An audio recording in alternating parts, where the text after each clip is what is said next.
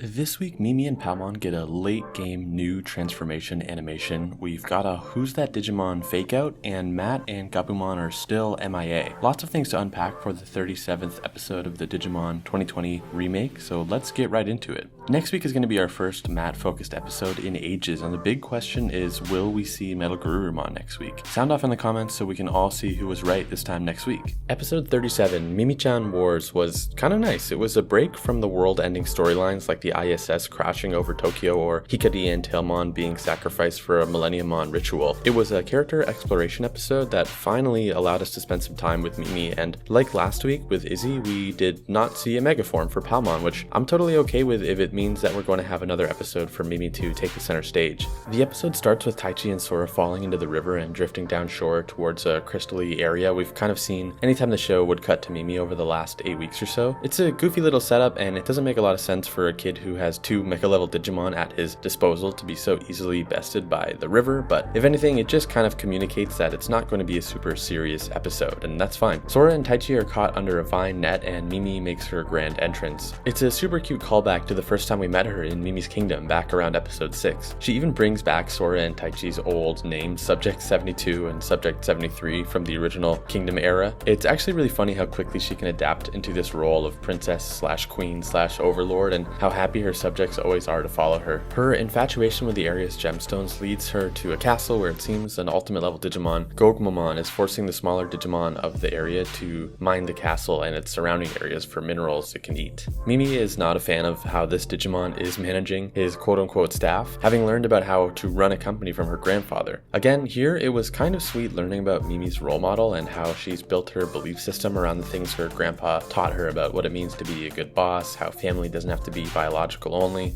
It's funny, in this episode, Mimi is now a socialist icon. Put her in your textbook right next to Karl Marx and George Orwell. It's workers' revolution time, it's collective action time, and Mimi's team does exactly that. She even says, quote, "The wave of social issues have already reached this digital world," which was just super funny to me.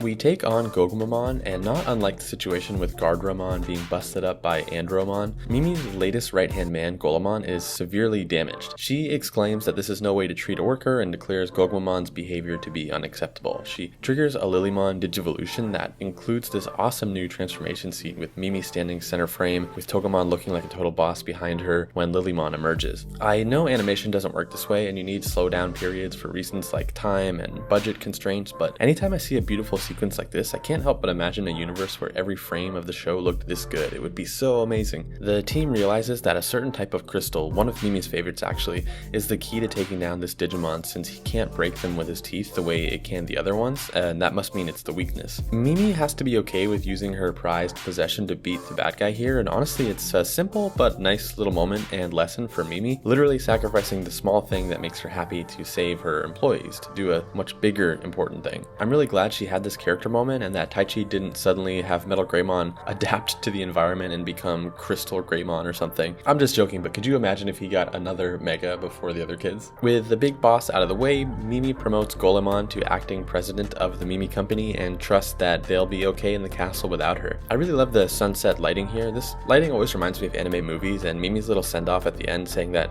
company is another word for friends was really cute. Just affirming that anytime she does this "you are all my subjects" thing with Digimon, it's not supposed to be like a cruel ruler thing, but it's Mimi trying to say they're all connected as friends now. Again, light episode. Did it need Taichi and Sora? Not exactly. Maybe it could have come earlier instead of having no meaningful Mimi, Joe, or Matt scenes for 8 weeks, but it's here now, so I'll take it. And speaking of Matt, I want to talk about where he is and what's going on with the Mega's timeline.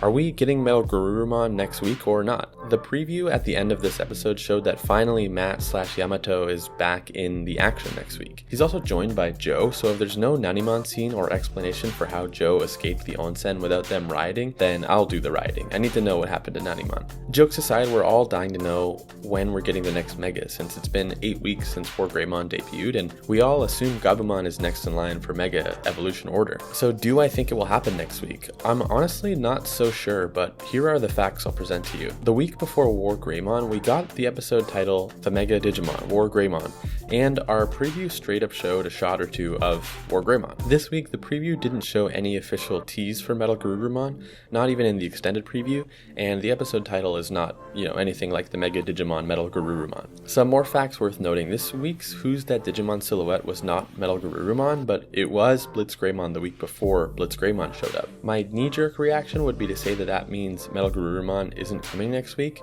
but then I remembered the Who's That Digimon last week was for Lillymon, who was not a part of this episode whatsoever. Episode 29 also ended with a Who's That Digimon about Dark Knightmon, not War Greymon, who would premiere the following week, so again, it's not surefire that the Who's That Digimon means that character is showing up next week. Remember how last week I said I almost wish they didn't tease us that Blitz Greymon was coming, so that it would have been just an absolute huge surprise? I'm not at all saying Toei and Fuji TV watched my video, obviously, that's not what happened, but what I'm saying is maybe they got the same feedback from viewers in Japan and decided to dial back all the teases just a little bit. It makes my job a little harder when it's not obvious what's happening next week, but as a viewer and a longtime fan, I don't mind the suspense. So right now, based on the episode description and the preview and the fact that Joe is there for some reason, I'm leaning towards next week not being Metalgarurumon's debut, but it is quite possible. I'd wager 60% no, he's not coming, and 40% yes, he is. It's really close, and I want to know what you think. If you have really compelling evidence for why he definitely is or is not coming next week, leave a comment, and if it's a must-see comment, I'll pin it to the top of the comment section for real so everyone can see it. We also did not get a silhouette/essence form for Lillymon/Rosemon this week, which I'm quite surprised by since Atler Kabuterimon's blast took the form of Hercules Kabuterimon last week. I thought for sure there'd be like a Rosemon shaped blast out of the flower cannon or something, so maybe next week we don't get the true Metalgarurumon, but much like when Taichi and Agumon first fought Don Devimon, maybe we get the shining silhouette Metalgarurumon essence form or something. I honestly can't wait to find out, and until then I'll be reading all your comments looking for the best lead we have on what's happening next in the series and where this all goes. Before we go, I just want to read some of your top comments from my last video talking about episode 36, the Blitz Greymon debut and Izzy's time in the spotlight. I was a big fan of Blitz being environment triggers since that's what most or mostly perfect and ultimate evolutions are themed after anyway, but somehow it's never represented in the shows. I also dug that they didn't make a big deal out of it and have it take away focus from Izzy. Just wish these character moments had more time to develop and not be introduced and wrapped up immediately. Climaxes don't feel very earned in this show, in my opinion. Yeah, I do wish the characters got more of a arc, maybe a 2 or 3 episode arc instead of just a single episode to go on this journey. In that way, I really liked what happened with Tailmon and Hikari the last couple weeks. 1997 Nightwing says, I really like that Blitz serves the purpose of emphasizing Tai's greatness in Izzy's eyes and then subverts the usual adventure formula of Izzy being Tai's support, like our war game, Kizuna, this reboot. It was really nice to see Izzy wanting to use his knowledge for others, which lets him shine. Yeah, our 20-year relationship with Izzy has him being the guy in the chair, being the best support you could ever dream of having, and it was really cool in this episode to explore the idea that he doesn't need to be that he can be a lot more than just a strong number 2. We're approaching episode 40 somehow, and since the show is rumored to be around 65 episodes, that means we're heading into the 3rd arc of Digimon 2020, if you can believe that. So if you haven't subscribed already and you want a buddy to unpack the show with you every week, hit subscribe and we'll meet back here next week to chat all things Digimon. Peace.